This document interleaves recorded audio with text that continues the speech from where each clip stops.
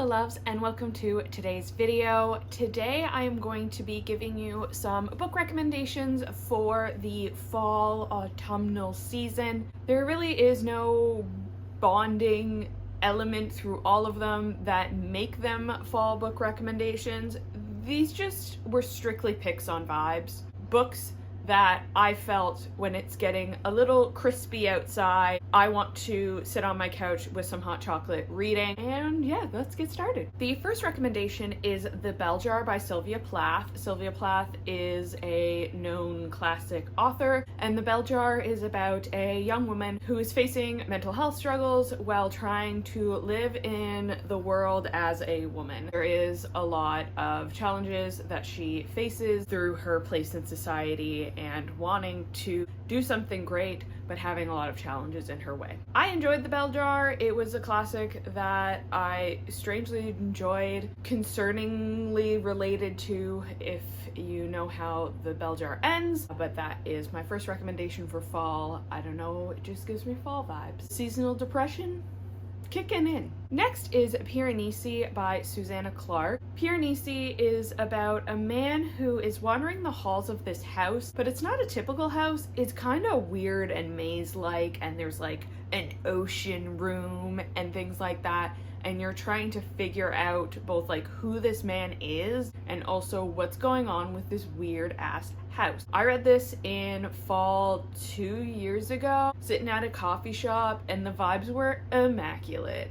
So that is recommendation number 2 for a fall read. The next recommendation is any of Carrie Fisher's memoirs. So we have Shockaholic, Princess Diarist, and I think there's one other. These books just totally have the feeling of sitting down in a coffee shop with your best friend and having them tell you all of the crazy stuff that has been going on in their life, and you're just absolutely fascinated by the things that your friend has gotten up to since you last had a download chat. Carrie Fisher obviously is the actress who played Princess Leia in the Star Wars films. Her mother is also a famous actress who was in Singing in the Rain, so she had a very unique upbringing and then had some mental health struggles and is very candid and open about those struggles, and also approaches them with this just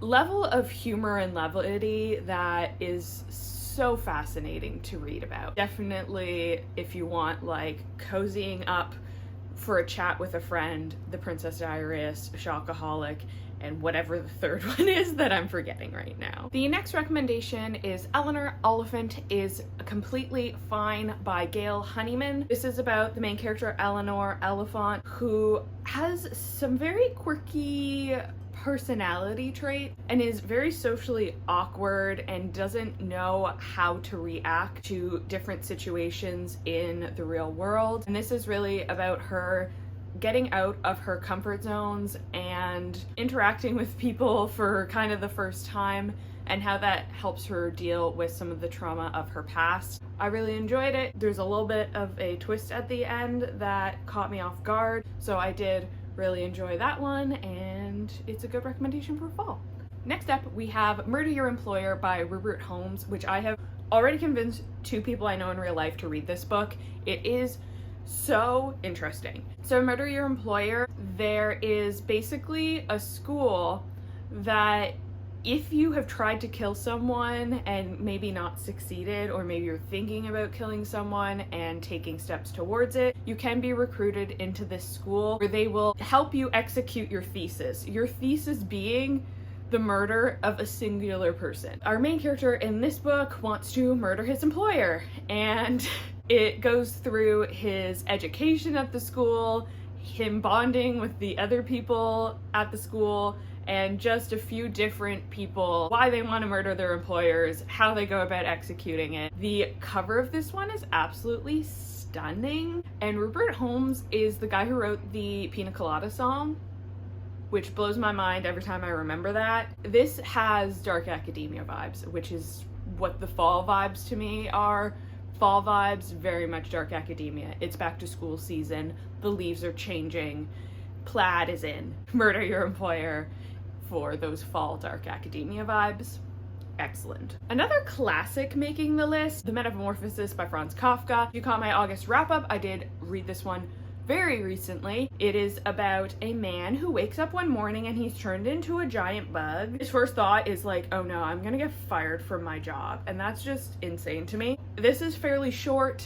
It's about this man dealing with the fact that he's now a giant bug. As the weather gets cooler, I am this man.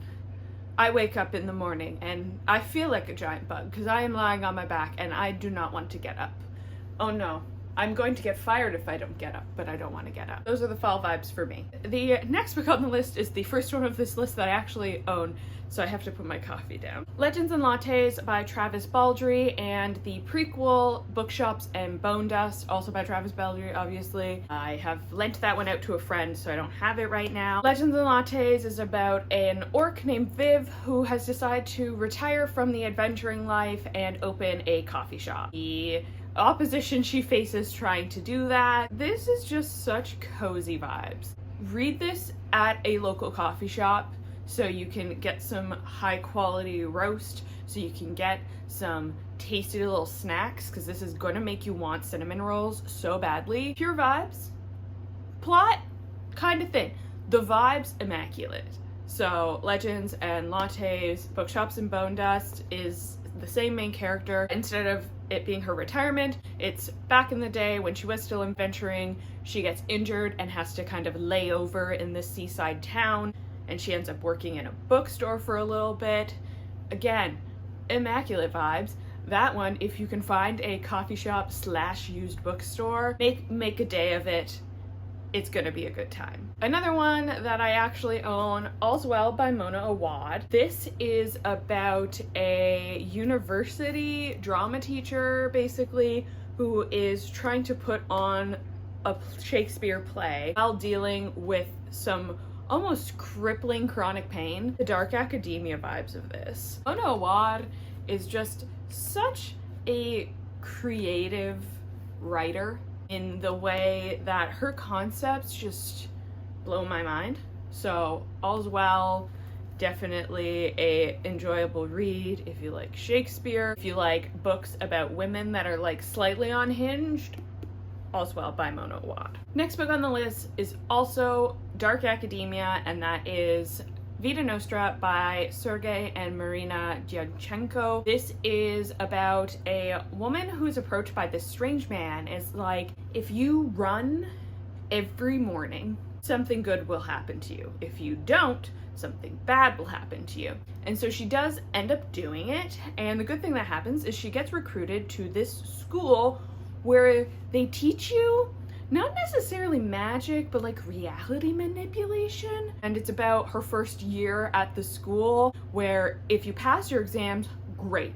If you fail the exams, something bad happens to like your family. There's this level of tension for all of these exams, and also the story of her coming into her power as a reality manipulator. I read this at the end of last year and just ate it up. It got a little slow in the pacing at times, but the payoff at the end was so worth it. The sequel, not quite as good, didn't live up to the expectation, but definitely the first one, Vita Nostra, immaculate. Loved it. Next, if you are looking for something in the graphic novel sphere, the Tea Dragon Festival series, I think there's 3 of them. These are about like a fantasy world where there's dragons that grow tea leaves. The more love and affection they have for the person they've bonded with, the better the leaves grow. It's about this little girl who doesn't really know her place in the world and ends up bonding with a tea dragon, and the revitalization of the Tea Dragon Society. Art in these is so beautiful, and I think one of them very specifically does take place in the autumn. I can't remember which one. So cozy in terms of the vibes. How many times have I said vibes in this video? I'm not a tea drinker myself. I am a coffee and hot chocolate person, but this made me want to try tea again, even though I know I don't like it. I have had many people try and get me to like tea. It's not happened yet. That digression aside, Tea Dragon Society was such a lovely time of I think the first one focuses on a child, the second one focuses on an adult adventurer and this couple, and then the third one kind of brings them all together. It just made me feel good, and that's why it's on this list. In the fall, I want things that are gonna make me feel good while I deal with the existential dread that is the looming winter. Next is another Mona Awad, Bunny. Again, dark academia vibes. It's what Mona Awad does best. This is about a woman in a like master's writing program, and in her program there's this like clique called the Bunnies. There's maybe something sinister going on with them, and maybe something a little bit magical. This is the kind of book that the less you know going in, the better, because you just have to experience it.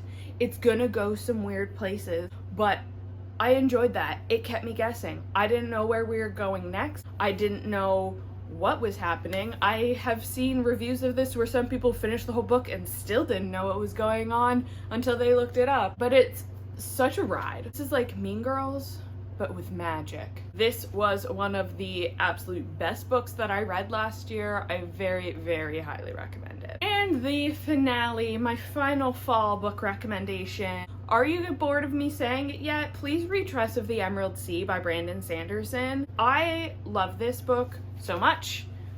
Unless something very drastic happens in the last quarter of this year, this is gonna be my best book of this year. The world building in this, the characters, were just so well done, and it gives me those cozy vibes. This made me feel more positive about the universe, and I am well known as a pessimist. In this, our main character, Tress, her best friend, potential love interest, has been kidnapped or sold for a ransom to this evil witch queen, so she decides to leave her little island for the first time in her life to go save him, and she ends up embroiled with these pirates. And the unique thing about this is that in this world that Brandon Sanderson has built, the oceans are not water. The oceans are dust and spores, where if they come into contact with water, they grow different things. So one of them grows gem spikes, one of them grows branches and trees. So well built.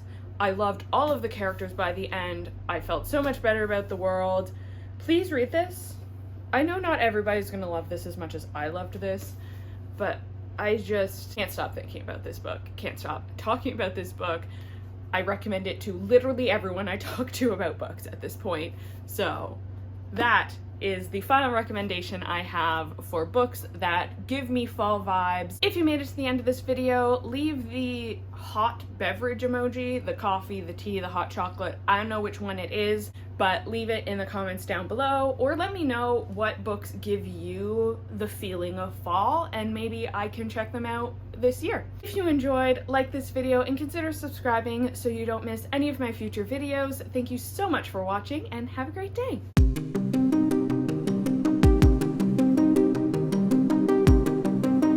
The final cut of this video contains the word vibes, not including that one, 18 times. So I hope you vibe with me.